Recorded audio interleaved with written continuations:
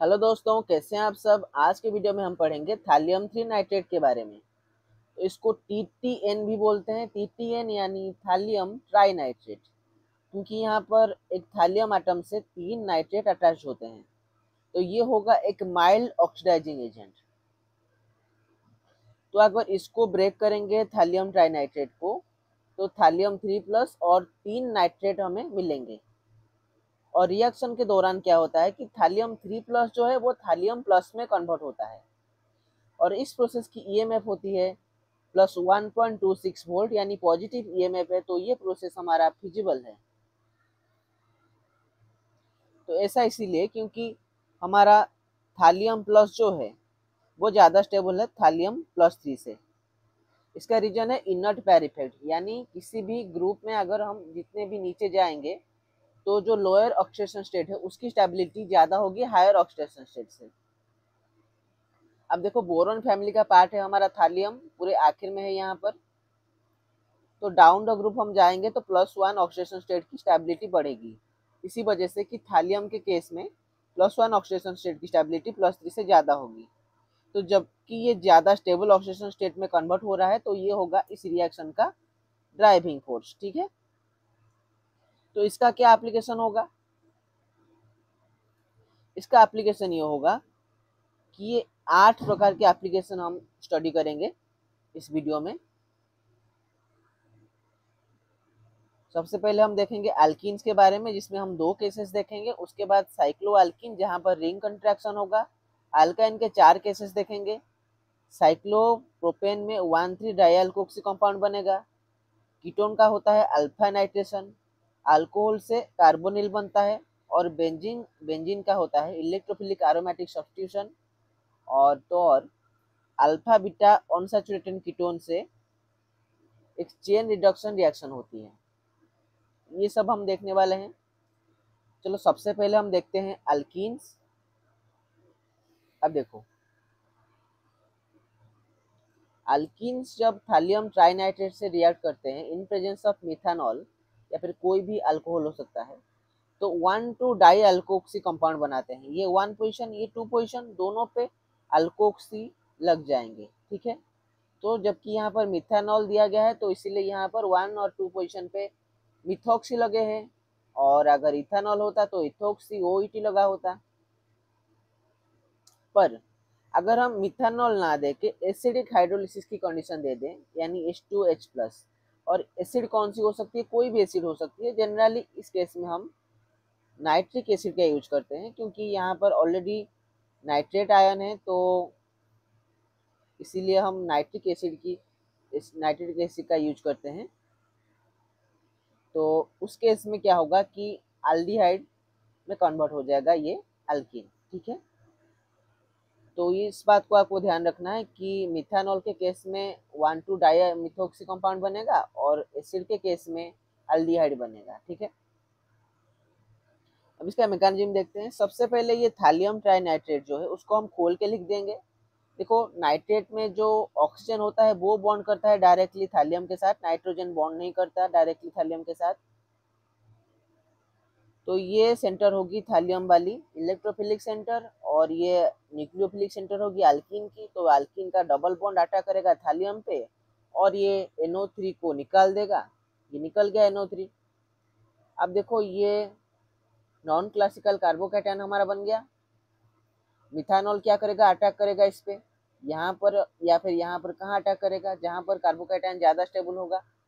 तो ये जबकि 2 डिग्री है और ये 1 डिग्री है, तो ये सेकेंडरी कार्बन जो है 2 डिग्री कार्बन उस पर अटैक करेगा, क्योंकि सेकेंडरी कार्बन पे कार्बोकैटायन जो है वो ज़्यादा स्टेबल होती है।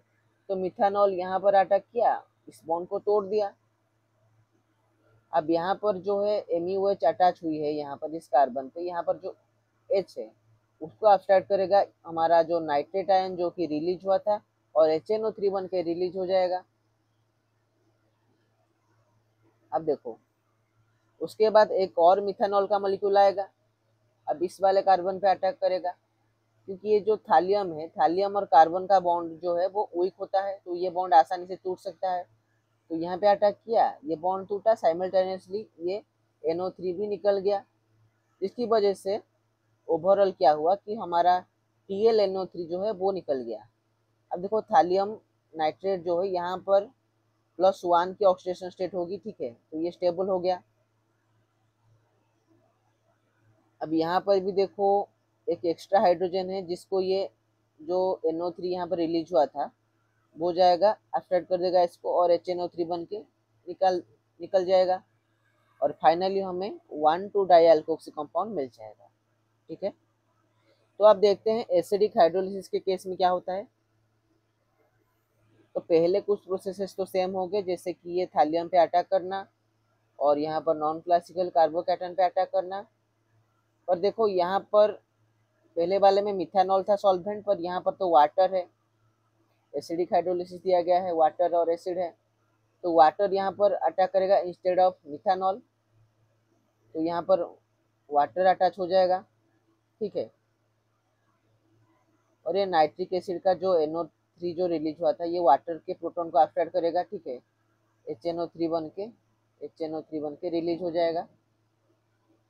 अब क्या होगा, अब रीअरेंजमेंट होगी, ये जो लोन पेयर है ऑक्सीजन पे ये नीचे शिफ्ट होंगे, जिसकी वजह से ये जो R ग्रुप इस कार्बन पे है उसकी माइग्रेशन होगी उसके पास वाले कार्बन पे और ये टाइटेनियम वाले ग्रुप जो है वो निकल जाएगी।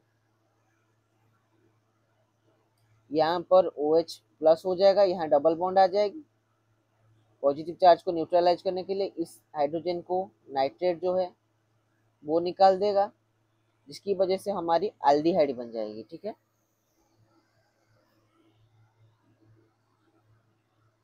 तो इस बात को आपको ध्यान रखना है कि ये जो टर्मिनल कार्बन है यहाँ पे एल्डिहाइड नहीं बनती, ठीक है, ये टर्मिनल कार्बन पे एल्डिहाइड नहीं बनती, बल्कि जो उसके पास वाला कार्बन है वहाँ पर एल्डिहाइड बनती है। अब मैं यहाँ पर इसको स्टार मार्क कर देता हूँ इस कार्बन पे, ठीक है, यहाँ पे एल्डिहाइड बनती है, तो गलती से इस कार्बन पे एल्डिहाइड मत कर देना, इसके पास वाले कार्बन पे जो इंटरनल कार्बन है उस पे एल्डिहाइड बनती है, ठीक है।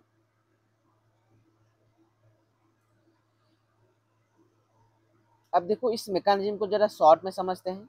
शॉर्ट मैकेनिज्म क्या होगा इसका, सिंपली इस अल्कीन के डबल बॉन्ड में थालियम ट्राइनाइट्रेट पे अटैक किया, यहाँ पर नॉन क्लासिकल कार्बोकैटायन बना, मिथानॉल ने यहाँ पे अटैक किया, ये एक OMe अटैच हो गया, एक और मिथानॉल ने अटैक किया, एक और OMe अटैच हो गया, ठीक है। ये पहले वाले की शॉर्ट मैकेनिज्म। दूसरे वाले की ये होगी कि यहाँ पर देखो मिथानॉल है, यहाँ पर मिथानॉल अटैक ना करके वाटर अटैक कर रहा है और यहाँ पर ये लोन पेयर यहाँ जो है वो शिफ्ट होता है और ये अल्काइल ग्रुप माइग्रेट करता है यहाँ पर और ये टाइटेनियम को निकाल देता है, जिसकी वजह से यहाँ पर ये एल्डिहाइडिक ग्रुप अटैच हो जाता है, ठीक है।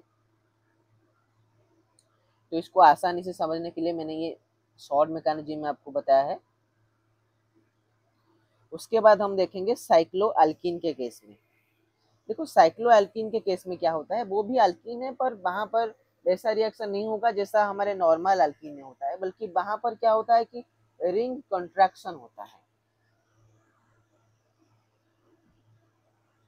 देखो ये कैसे होता है, अब ये सबसे पहले तो ये जो डबल बॉन्ड है साइक्लोएल्कीन का उसने अटैक किया थालियम ट्राइनाइट्रेट पे और एक नाइट्रेट को निकाल दिया। अब ये हो गया हमारा नॉन क्लासिकल कार्बोकैटन, जो कि यहाँ पर हमने दिखाया है कि अबव द प्लेन से अटैच्ड है। अब मिथानॉल को हम अटैक करवा देंगे, जो कि सॉल्वेंट के रूप में यहाँ पर है मिथानॉल, ठीक है। मिथानॉल किसी भी कार्बन पे अटैक करवा लो, दोनों ही सेम है यहाँ पर। इस कार्बन पे मान लो अटैक करवा दिया, ये बॉन्ड टूट गया और ये OMe अटैच हो गया। अब देखो ये जबकि अबव द प्लेन है तो मिथानॉल यहाँ पर बिलो द प्लेन से अटैच हो जाएगा, ठीक है। अब इसको हम क्या करेंगे कि चेयर फॉर्म में लिखेंगे। अब देखो ये जो ऑक्सीजन पे जो लोन पेयर है वो यहाँ शिफ्ट होगा, जिसकी वजह से ये वाली जो बॉन्ड है वो इस कार्बन पे शिफ्ट होगी और इस टाइटेनियम डाइनाइट्रेट को निकाल देगी,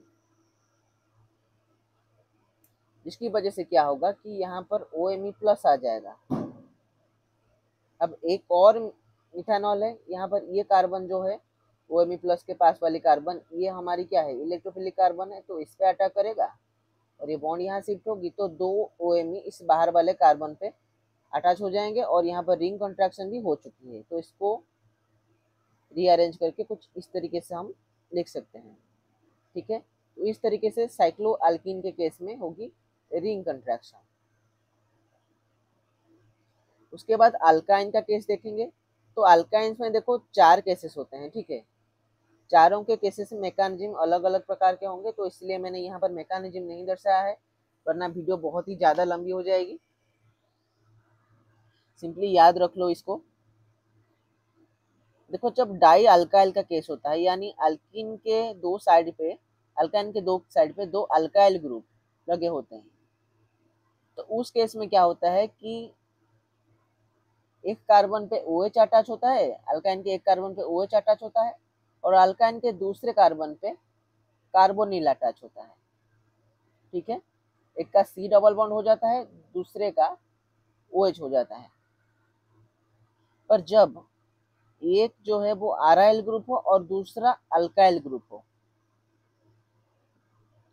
उस केस में क्या होता है कि अल्काइल ग्रुप माइग्रेट होकर आराइल ग्रुप के पास वाले अल्काइन कार्बन पे आ जाता है, और दूसरे वाला जो कार्बन, दूसरा वाला जो अल्काइन वाला कार्बन है, उसका फॉर्मेशन हो जाता है ईस्टर, ठीक है। जबकि एमईओएच था, इसलिए ये COOMe हो गया। ETOH होता तो COOET होता है। अगर डाई अराइल कंपाउंड है, यानी दोनों ही तरफ हमारे फिनाइल यानी अराइल ग्रुप लगे हुए हों, तो क्या होगा, तो दोनों ही अल्काइन के कार्बन का कार्बोनिल में कन्वर्शन होगा, ठीक है। यहाँ पर हो गया कार्बोनिल, C डबल बॉन्ड हो दोनों केसेस में अटैच हो गया। पर अगर टर्मिनल अल्काइन हो, तो उस केस में क्या होगा कि ये वाली बॉन्ड टूटेगी, और जो बॉडी वाली चेन है उसका क्या हो जाएगा, ये वाला कार्बन COOH में कन्वर्ट हो जाएगा कार्बोक्सिलिक एसिड में, और जो टर्मिनल कार्बन है वो HCHO यानी फॉर्माल्डिहाइड में कन्वर्ट हो जाएगा, ठीक है। इसको आपको याद रखना पड़ेगा।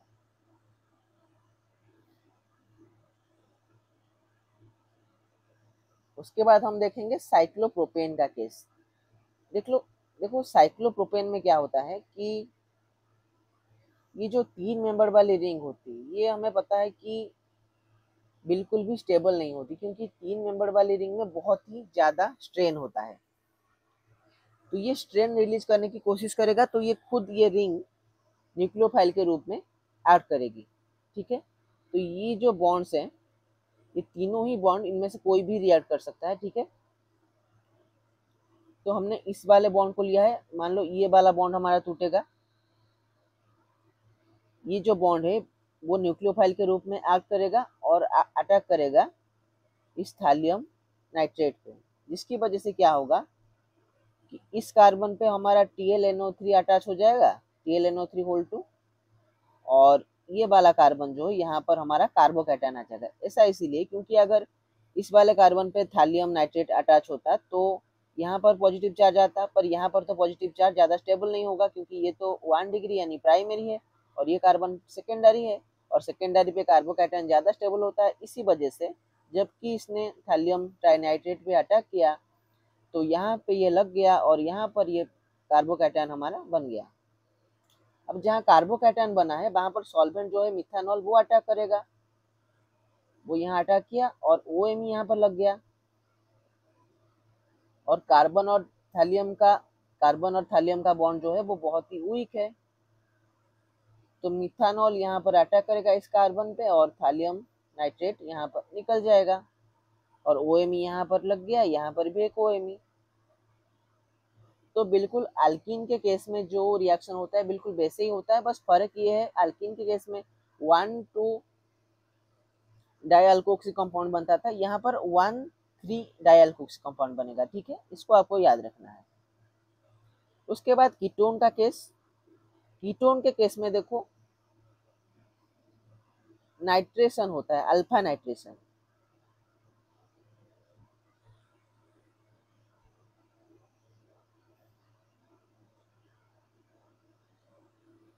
देखो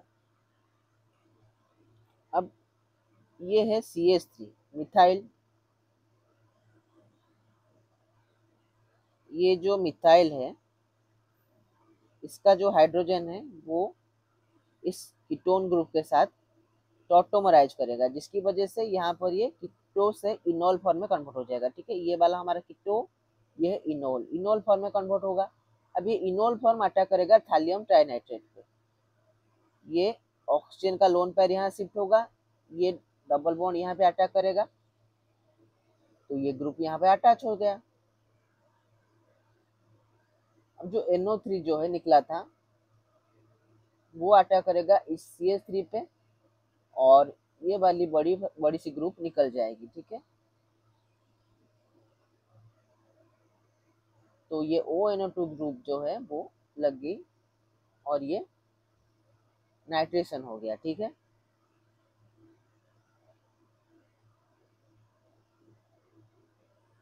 तो यहाँ पर गौर करने वाली बात है कि ये जो कीटोन है उसके अल्फा पोजीशन पे हाइड्रोजन होनी चाहिए, वरना ये रिएक्शन नहीं होगी। ठीक है, alpha hydrogen must be present, alpha hydrogen to ketone C double bond O must be present, otherwise no reaction. ठीक है,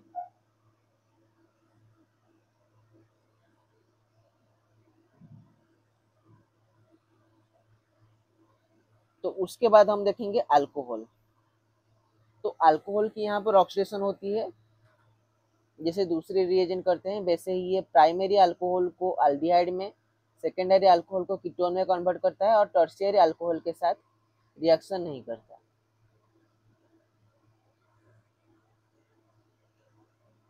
तो जबकि ये माइल्ड ऑक्सीडाइजिंग एजेंट होता है, इसीलिए ये पूरी तरीके से रिड्यूस नहीं करता, मतलब ऑक्सीडाइज नहीं करता, और ये COH में कन्वर्ट नहीं करता। ठीक है, अल्कोहल को एल्डिहाइड तक ही कन्वर्ट करता है, फर्दर रिएक्शन नहीं होता। देखो प्राइमरी अल्कोहल है ये वाली, है ना, 1 डिग्री प्राइमरी अल्कोहल है, दूसरी सेकेंडरी अल्कोहल है जो कि कीटोन में कन्वर्ट हुआ है, पहली वाली एल्डिहाइड में, दूसरी वाली कीटोन में। तीसरे में देखो अलाइलिक अल्कोहल, और ये प्राइमरी है तो ये अलाइलिक प्राइमरी एल्डिहाइड है, ये प्रोपार्जिलिक अल्कोहल है, ये भी एल्डिहाइड में कन्वर्ट हो गया। ठीक है, तो प्रिफरेंस होगी अलाइलिक बेंजाइलिक प्रोपार्जिलिक की ज़्यादा, उसके बाद 2 डिग्री की, उसके बाद 1 डिग्री की। ठीक है, जो कि मोस्ट रिएजेंट्स में होता है, जो कि अल्कोहल के ऑक्सीडेशन में यूज होते हैं। ठीक है, उसके बाद आजन इलेक्ट्रोफाइल। तो जो थालियम ट्राइनाइट्रेट है TTN, वो एक बहुत ही अच्छा इलेक्ट्रोफाइल होता है, तो वो ये इलेक्ट्रोफिलिक एरोमेटिक सब्स्टिट्यूशन रिएक्शन दिखाएगा बेंजीन रिंग पे। अब देखो ये वाली जो कंपाउंड है, मैं इसका मैकेनिज्म करके दिखा देता हूँ। देखो ये वाली जो कंपाउंड है इसको हम इस तरीके से खोल के लिख सकते हैं। ठीक है, ये रहा। तो जो ये थालियम ट्राइनाइट्रेट है वो आप करेगा आज इलेक्ट्रोफाइल। ठीक है, तो ये यहाँ पर बॉन्ड शिफ्ट हुआ, ये यहाँ आया और ये इस पे अटैक किया, तो हुआ ये कि हाँ, यहाँ पर ये डबल बॉन्ड, यहाँ पर क्या होगा कि OMe अटैच हुआ और यहाँ पर TlNO3 होल 2। ठीक है, क्योंकि एक NO3 यहाँ पर NO3 माइनस निकल चुका है HNO3 के फॉर्म में, ये वाली जो हाइड्रोजन है इसको लेके निकल चुका है। ठीक है, HNO3 के फॉर्म में। उसके बाद क्या होगा, उसके बाद सिंपली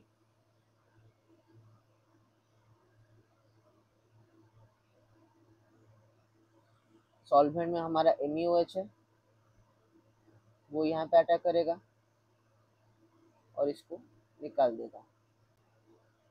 तो इस प्रकार की कंपाउंड हमारी बन जाएगी। देखो यहाँ पर ये गलत दिया गया है, ये एरोमेटिक तो नहीं होगा, क्योंकि एरोमेटिक होने के लिए तो डबल बॉन्ड चाहिए ना बीच में, तो ये वाली कंपाउंड हमारी बन जाएगी इस केस में।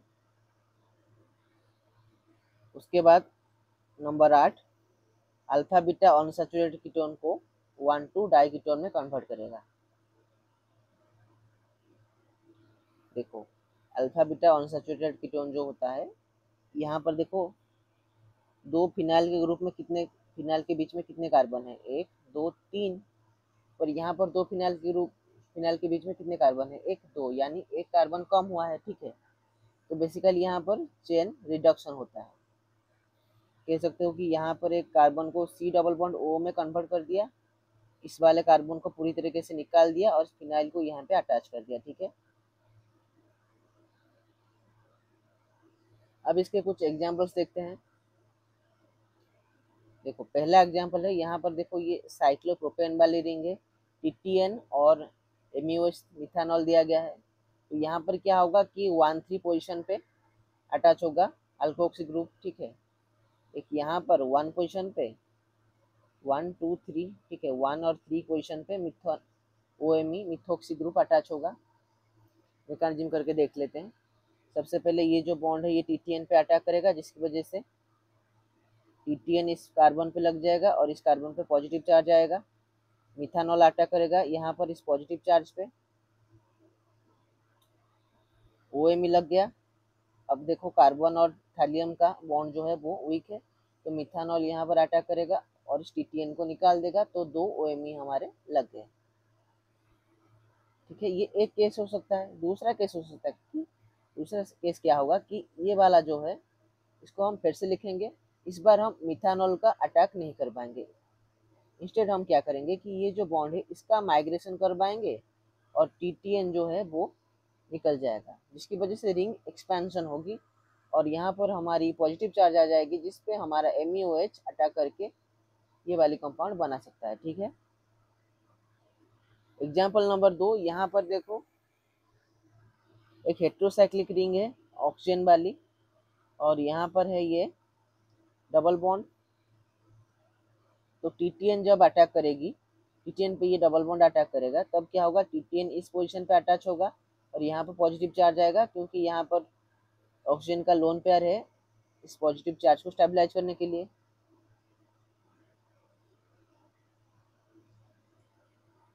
यहाँ पर क्या होगा, ये वाली जो बॉन्ड है ये यहाँ पर शिफ्ट होगी, जिसकी वजह से रिंग की साइज जो है वो छोटी हो जाएगी। क्योंकि हमने ये देखा था कि साइक्लोहेक्सिन के केस में, देखो कहाँ गया, हाँ, साइक्लोएल्कीन के केस में, साइक्लोहेक्सिन के केस में ये रिंग जो है वो छोटी हो जाती है। ठीक है, तो रिंग यहाँ पर छोटी हो जाएगी, ये बॉन्ड यहाँ माइग्रेट करेगा, जिसकी वजह से ये बॉन्ड बाहर वाले कार्बन पे चला जाएगा। ठीक है, तो ये बाहर वाले कार्बन पे ये पॉजिटिव चार्ज चला जाएगा और MeOH जो है वो इस पॉजिटिव चार्ज पे अटैक करेगी और ये OMe यहाँ अटैच हो जाएगी। तो ये MeOH जो है इस वाले कार्बन पे अटैक करेगी, टीटीएन को बाहर निकाल देगी, जिसकी वजह से सेम कार्बन पे यहाँ पर 2 OMe लग गए हैं। ठीक है, एग्जाम्पल नंबर 3,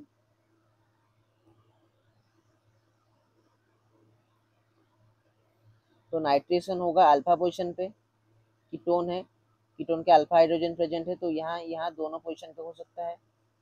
तो एक कंपाउंड होगा जहाँ पर इस पोजिशन पे नाइट्रेशन है, दूसरा होगा जहाँ पर इस पोजिशन पे नाइट्रेशन है। ठीक है, एग्जाम्पल नंबर 4, साइक्लोहेक्सिन का केस है, यहाँ पर भी रिंग कंप्रेशन होगी।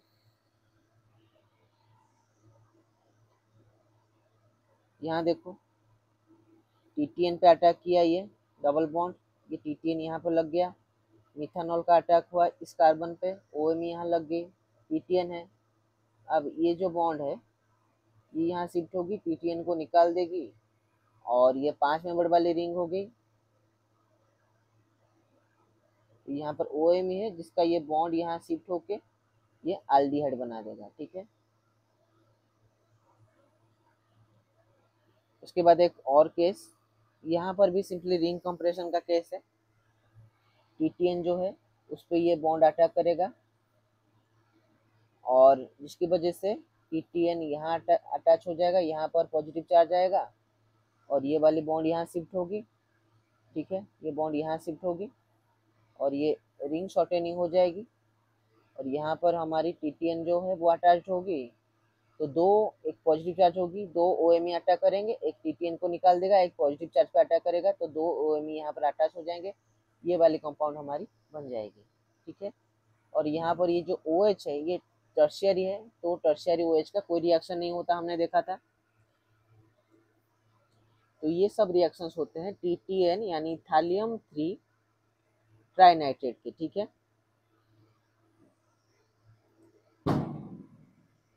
आज के वीडियो में बस इतना ही, मिलेंगे अगले वीडियो में।